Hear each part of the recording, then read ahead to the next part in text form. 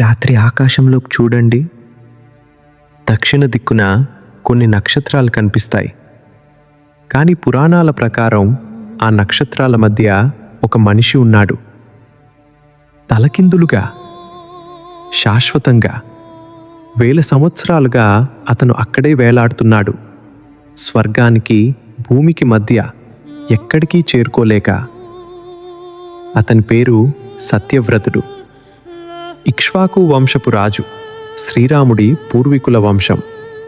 కానీ చరిత్రలో అతను వేరే పేరుతో గుర్తుండిపోయాడు, త్రిశంకుడు. అతని కోరిక ఏంటో తెలుసా? చాలా సాధారణమైనది కాదు. నేను చనిపోకుండా ఈ శరీరంతోనే స్వర్గానికి వెళ్ళాలి. అప్పటి వరకు ఎవరూ అలాంటి కోరిక కోరలేదు. స్వర్గం అంటే మరణం తర్వాత వెళ్ళే చోటు. కానీ త్రిశంకుడికి మరణం వద్దు. అతనికి తన శరీరంతోనే ఆ లోకాన్ని చూడాలని ఉంది. అతను తన గురువు వశిష్ఠుడి దగ్గరికి వెళ్ళాడు. వశిష్ఠుడు 7 మహర్షుల్లో ఒకడు, గొప్ప తపశ్శక్తి ఉన్నవాడు. త్రిశంకుడి కోరిక విన్న వశిష్ఠుడు తలదించుకుని ఒక్క మాట చెప్పాడు: ప్రకృతి నియమానికి విరుద్ధం, నేను చేయలేను. కాని త్రిశంకుడు వదల్లేదు. అతను వశిష్ఠుడి 100 మంది కొడుకుల దగ్గరికి వెళ్ళాడు. మీ తండ్రి చేయలేనిది మీరు చేయగలరా అని అడిగాడు. ఇదే అతని పెద్ద తప్పు. గురువుని కాదని అతని కొడుకుల దగ్గరికి వెళ్ళడం, అది ఒక అవమానంగా భావించారు. కోపంతో వారు త్రిశంకుణ్ణి శపించారు. నువ్వు చండాలుడిగా మారిపోవు అన్న శాపంతో రాజైన త్రిశంకుడు క్షణంలో ఒక వికృత రూపంలోకి మారిపోయాడు. నల్లటి చర్మం, పదునైన కోరలు, బూడిద రంగు జుట్టు. తన సొంత రాజ్యం నుండి బహిష్కరించబడ్డాడు. రాజు నుండి ఒక వెలివేయబడిన వ్యక్తిగా త్రిశంకుడు అడవుల్లో ఒంటరిగా తిరుగుతున్నాడు. అప్పుడే అతనికి ఒక ఆశ కనిపించింది. మహర్షి విశ్వామిత్రుడు. విశ్వామిత్రుడికి వశిష్ఠుడితో ఒక పాత వైరం ఉంది. ఒకప్పుడు రాజుగా ఉండి తపస్సు ద్వారా బ్రహ్మర్షి పదవి పొందాలని ప్రయత్నిస్తున్నవాడు. త్రిశంకుడి దీనమైన స్థితి చూసి అతనికి ఒక ఆలోచన వచ్చింది. నేను నీ కోరిక తీరుస్తాను అని విశ్వామిత్రుడు ప్రకటించాడు. చండాల రూపంలోనే అయినా సరే నిన్ను శరీరంతో స్వర్గానికి పంపిస్తాను. విశ్వామిత్రుడు ఒక మహాయజ్ఞం ప్రారంభించాడు.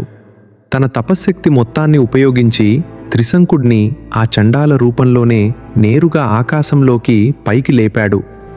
ఇది జరగడం ఇంతకుముందు ఎన్నడూ లేదు. ఒక సాధారణ మనిషి మరణం లేకుండా సొంత శరీరంతో స్వర్గం వైపు ఎగురుతున్నాడు. కానీ స్వర్గద్వారం దగ్గర దేవతలు ఆగమన్నారు. ఇంద్రుడు స్వయంగా ముందుకు వచ్చాడు. ఒక చండాలుడు శరీరంతో స్వర్గంలోకి రాకూడదు అని తిరస్కరించాడు. దేవతలు అతన్ని బలంగా తోసేశారు. త్రిశంకుడు తలకిందులుగా భూమివైపు పడిపోవడం మొదలుపెట్టాడు. ఇది చూసిన విశ్వామిత్రుడికి కోపం వచ్చింది. తన శిష్యుడిని ఇలా అవమానించడం తట్టుకోలేకపోయాడు. అతను తన తపశ్శక్తితో అరిచాడు, ఆగు! త్రిశంకుడు పడిపోతూ అకస్మాత్తుగా ఆగిపోయాడు. గాలిలోనే తలకిందులుగా స్తంభించిపోయాడు. కోపంతో రగిలిపోతున్న విశ్వామిత్రుడు ఇంకో అడుగు ముందుకు వేశాడు. నాకు దేవతల స్వర్గం అవసరం లేదు. నేను నా సొంత స్వర్గాన్ని సృష్టిస్తాను. అతను కొత్త నక్షత్రాలను, కొత్త దిక్పాలకులను, ఒక పూర్తి కొత్త లోకాన్ని సృష్టించడం మొదలుపెట్టాడు. దక్షిణ దిక్కున ప్రత్యేకంగా త్రిశంకుడి కోసం. దేవతలు భయపడ్డారు. విశ్వామిత్రుణ్ణి శాంతింపజేయడానికి ఒక రాజీ ప్రతిపాదించారు. త్రిశంకుడు స్వర్గంలోకి రాలేడు, భూమికి తిరిగి పడిపోడు కూడా. అతను ఈ మధ్యలోనే తలకిందులుగా శాశ్వతంగా ఉండిపోతాడు, ఒక నక్షత్ర రాశిగా. విశ్వామిత్రుడు ఒప్పుకున్నాడు. అలా త్రిశంకుడు స్వర్గం, భూమి రెండూ కాని ఒక 3వ స్థానంలో శాశ్వతంగా వేలాడుతూ ఉండిపోయాడు.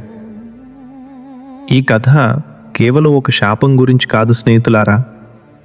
ఇది వాల్మీకి రామాయణంలో బాలకాండలో నమోదైన కథ. అహంకారం, పోటీ మరియు అధికారం కోసం పోరాటం ఎలా ఇద్దరు మహర్షుల మధ్య ఒక సాధారణ మనిషిని బలి చేసిందో చెప్పే కథ. ఈ వీడియో మీకు ఆశ్చర్యం కలిగిస్తే లైక్ చేయండి, కామెంట్లో మీ అభిప్రాయం చెప్పండి, మరియు ఇలాంటి అరుదైన పురాణ కథల కోసం ఛానల్ను సబ్స్క్రైబ్ చేయండి.